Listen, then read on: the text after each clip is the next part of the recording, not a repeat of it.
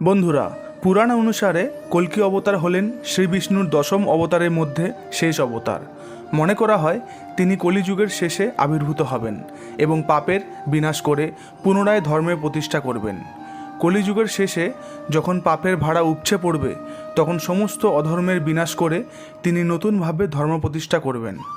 গীতা ও কল্কি পুরাণ অনুসারে কলিযুগের শেষ এবং সত্যযুগের শুরুতে আবির্ভূত হবেন কল্কি অবতার এবং কথিত আছে তিনি কলিযুগের বিনাশ ঘটিয়ে সত্যযুগের সূচনা করবেন। তো চলুন বন্ধুরা, আজ এই ভিডিওটিতে কলিযুগের শুরু থেকে শেষ পর্যন্ত পুরো কাহিনীটিকে জেনে নেওয়া যাক। ভিডিওটিকে শুরু করার আগে আপনাদের কাছে একটি ছোট্ট অনুরোধ, আমার চ্যানেলটিকে লাইক, শেয়ার এবং সাবস্ক্রাইব করে দিন, কারণ চ্যানেলটিকে গ্রো করতে আপনাদের সাপোর্ট খুবই জরুরি। তো চলুন আর বেশি দেরি না করে ভিডিওটিকে শুরু করা যাক। বন্ধুরা, পুরাণে 4টি যুগ বর্ণিত আছে: সত্যযুগ, ত্রেতা যুগ, দাপর যুগ এবং অন্তিম কলিযুগ, যার মধ্যে আমরা সকলে বাস করছি। শাস্ত্রের মতে কলিযুগের বয়স হল 4,32,000 বছর, যার মধ্যে প্রথম 5,000 বছর মানব সভ্যতার জন্য খুবই ভালো সময় হিসাবে গণ্য করা হয়, কারণ তখনও মানুষের মধ্যে মনুষ্যত্ব, ভগবানের প্রতি প্রেম, দয়া বজায় থাকবে। কিন্তু 10,000 বছর পরেই মানুষের প্রকৃত রূপ সবার সামনে প্রকাশ পাবে। মানুষের মনের অন্ধকারে ঢেকে যাবে গোটা বিশ্ব এবং পাপ তার চরম সীমায় পৌঁছাবে। এমন একটি সমাজ তৈরি হবে যেখানে মানুষের মনে মনুষ্যত্ব, দয়া, মায়া বলে কিছুই অবশিষ্ট থাকবে না। শুধু থাকবে অপরের প্রতি হিংসা আর লালসা। এমনকি মানুষ একে অপরের অনিষ্ট করতেও দ্বিধাবোধ করবে না। এবং মানুষের মনের এই পাপ থেকেই মাটি ফেরে আবির্ভূত হবে কলি নামে এক অসুর, যার বীভৎস রূপ দেখে সকলেই ভয় পেয়ে যাবে, কারণ তার গায়ের রং কালো, অন্ধকারের মতন গাঢ় এবং চোখ দুটি যেন ফুটন্ত লাভার মতন জ্বলজ্বল করছে। তার মুখের তীক্ষ্ণ দাঁত যেন হিংস্র পশুদেরকেও হার মানায়। আপনাদেরকে জানিয়ে রাখি, কলিযুগ নামটি কলির নাম অনুসারেই দেওয়া হয়েছে, কারণ কলির উৎপত্তি মানুষের মনের মধ্যেকার হিংসা, লালসা এবং পাপ থেকে। তাই কলি খুব সহজেই মানুষের মনকে ভ্রষ্ট করতে সক্ষম হবে এবং সেই সব ভ্রষ্ট মানুষদের দ্বারা সমাজে অন্যায়, অবিচার তার চরমে পৌঁছাবে। মানুষের কাছে খাবার বলতে কিছুই অবশিষ্ট থাকবে না, এমনকি ঝিল, নদীর জল পর্যন্ত শুকিয়ে যাবে। বিন্দু বিন্দু জলের জন্য মানুষ হাহাকার করবে। মানুষ একটি পৈশাচিক দানবে পরিণত হবে এবং একে অপরের মাংস ছিঁড়ে খাবে।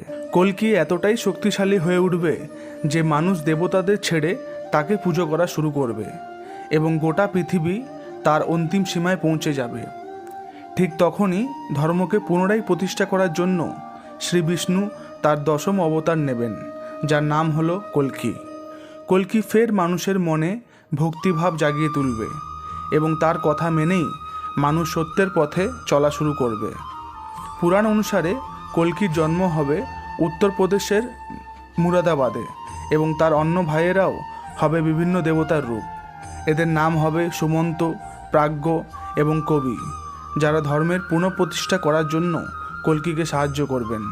কল্কির পিতার নাম হবে বিষ্ণুযশ এবং মাতার নাম হবে সুমতি।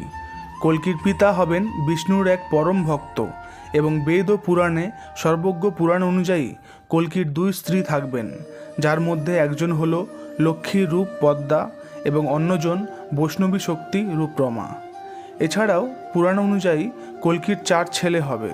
এদের নাম হলো জয়, বিজয়, মেঘওয়াল ও বালাহক। কল্কির গুরু হবেন বিষ্ণুর আরেক অবতার পরশুরাম, যিনি কল্কিকে অস্ত্র ও শাস্ত্রের জ্ঞান প্রদান করবেন। এবং আপনারা সকলেই জানেন পরশুরাম হলেন অমর, তাই পরশুরামের নির্দেশে শিবের আরাধনা করে স্বর্গীয় শক্তি লাভ করবেন কল্কি।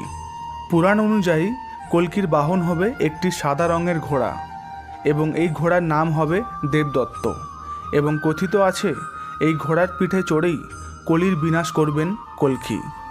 সকল প্রকারের স্বর্গীয় শক্তি লাভ করে কল্কি এক যোদ্ধাতে পরিণত হবেন। কল্কির এই রুদ্ররূপ দেখে কলি এবং তার সেনাবাহিনীও ভয়ে কেঁপে উঠবে। এরপরে কল্কি তার ঘোড়া দেবদত্ত এবং হাতে তীক্ষ্ণ তরোয়াল নিয়ে কলির ওপর হামলা করবেন। অপরদিকে কলিও তার সমস্ত অসুরীয় শক্তি দিয়ে কল্কিকে হারানোর পুরো চেষ্টা করবেন। গোটা বিশ্ব স্তব্ধ হয়ে যাবে এবং আকাশে ঘনিয়ে আসবে কালো মেঘ। এমন একটি ভীষণ যুদ্ধ শুরু হবে যার সাক্ষী গোটা বিশ্ব থাকবে। কল্কি তার শক্তির তীব্র আছে কলির পুরো সাম্রাজ্যকে ধ্বংস করে দেবেন, কিন্তু তখনও কলির বশে থাকা ভ্রষ্ট মানুষেরা কল্কির ওপর হামলা করতে থাকবে এবং কল্কিও দুই হাতে পাপীদের বিনাশ করতে থাকবেন। অবশেষে কল্কির প্রহারে কলিরও বিনাশ ঘটবে এবং কলি অসুর আবার পাতালের অন্ধকারে মিলিয়ে যাবে। কলির মৃত্যুর পর গোটা পৃথিবীতে ছেয়ে থাকা অন্ধকার নিমেষেই মিলিয়ে যাবে। উদিত হবে নতুন সূর্যের আলো। পৃথিবীতে পুনরায় ধর্মের প্রতিষ্ঠাতা হয়ে সত্যযুগের সূচনা হবে এবং কল্কি হবেন তার প্রতীক।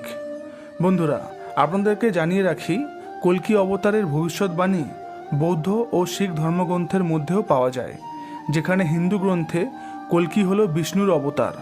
অপরদিকে বৌদ্ধ গ্রন্থে ধার্মিক রাজাদের বলা হয় কল্কি এবং শিখ গুরু গোবিন্দ সিংকে কল্কি রূপে আরোপিত করা হয়েছে এবং কল্কি নামটি কাল থেকে এসেছে, যার প্রকৃত অর্থ হল সময়। অবশেষে শুধু এটুকুই বলবো, ভগবান বিষ্ণু গোটা বিশ্ব ব্রহ্মাণ্ডের পালনকর্তা এবং পাপের বিনাশ এবং ধর্ম স্থাপনের জন্য যুগে যুগে আবির্ভূত হবেন এবং দুষ্টের নাশ করে মানব সভ্যতাকে সঠিক পথ দেখাবেন। আমাদের বেদ এবং পুরাণ শুধুমাত্র একটি পুস্তক নয়, এর মধ্যে আমাদের সকলের জীবনের মূল সার লুকিয়ে আছে। তো বন্ধুরা, এই ছিল কল্কি অবতার সম্পর্কিত পুরো কাহিনী, যেখানে শ্রী বিষ্ণুর দশম অবতার হলো কল্কি। অধর্মের বিনাশ করে ধর্মের প্রতিষ্ঠাতা করবেন। যদি আপনাদের ভিডিওটি ভালো লেগে থাকে তাহলে আমার চ্যানেলটিকে লাইক, শেয়ার এবং সাবস্ক্রাইব করে দিন, যাতে আমি আপনাদের জন্য আরও ভালো ভালো ভিডিও নিয়ে আসতে পারি। তো চলুন বন্ধুরা, আবার দেখা হবে নতুন ভিডিওতে। ধন্যবাদ।